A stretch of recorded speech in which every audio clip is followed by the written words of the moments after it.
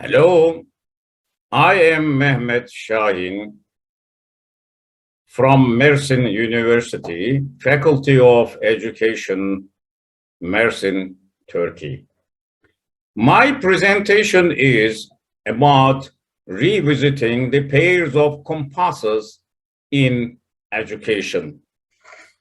In our education system, the curriculum development process is firstly based on the educational philosophy or the philosophies that we have adopted. The ideal curriculum should consider and give great importance to lives of ultimate questions addressing to the man's inner dimensions and world. Considering the hunger all over the world, especially in Africa, and then the pandemic period and the war in Ukraine have triggered the need to revisit the humanitarian values and integrate them into educational system nowadays. The need to pursue a balance between our inner world and our outside world in real life has been of utmost importance.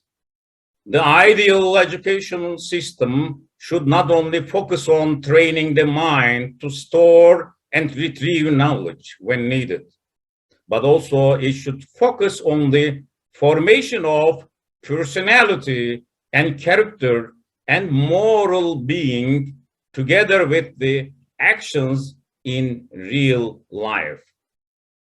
However, the reality we are facing today in the educational system cannot be regarded as described here. The moral, ethical, and spiritual dimensions are ignored and totally excluded. The current philosophies, theories, terms, approaches, methods, and techniques used in the educational disciplines are far from covering these basics of human existence. This balance requires considering the main educational philosophies as a whole to complete each other. And these two main educational philosophies are idealism and realism.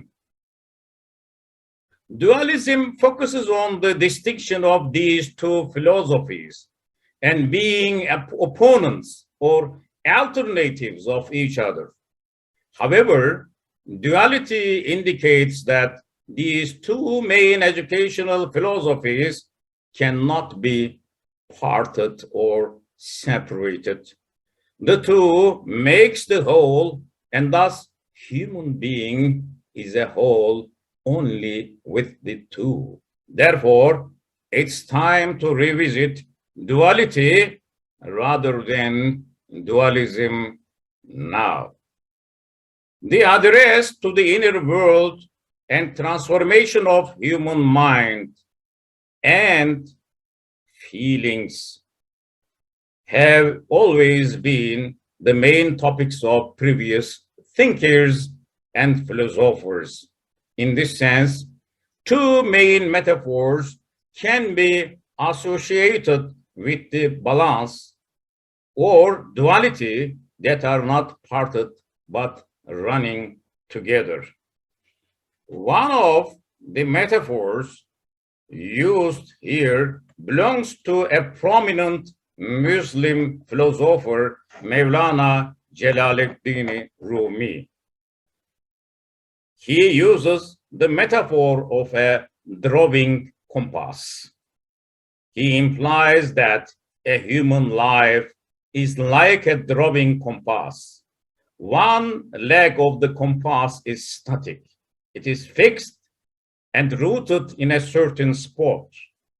In the curriculum development process, this leg represents idealism, focusing on the moral, social, and ethical values that are perennial as unchanging aspects of human being.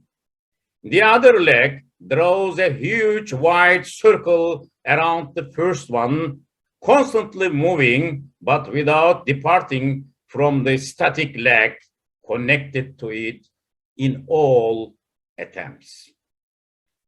The second metaphor belongs to an English poet, John Donne, in a poem written to his wife Anne before John Donne departed for a long tour of the European continent.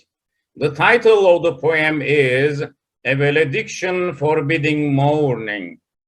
In this poem, the poet uses the metaphor of a mathematical compass. And this metaphor is one of the most famous and elaborate metaphors in English poetry to convince the female addressee that distance cannot affect their love. In doing this, he compares the lovers to the two inseparably linked points of a mathematical compass. His lover's soul is the fixed foot in the center, and his is the foot that moves around. The firmness of the center foot makes the circle that the outer foot draws perfect. In summary, we can complete the presentation with a slogan. Where there is statics, there is dynamics.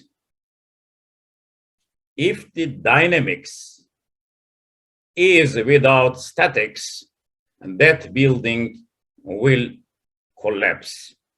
So the two legs of a compass cannot be disregarded, cannot be ignored in the curriculum development process. Just like Plato and Aristoteles, the professor and the student, living together, working together, and thinking together, not as opponents, but the parts that complete each other. Thank you for your attention.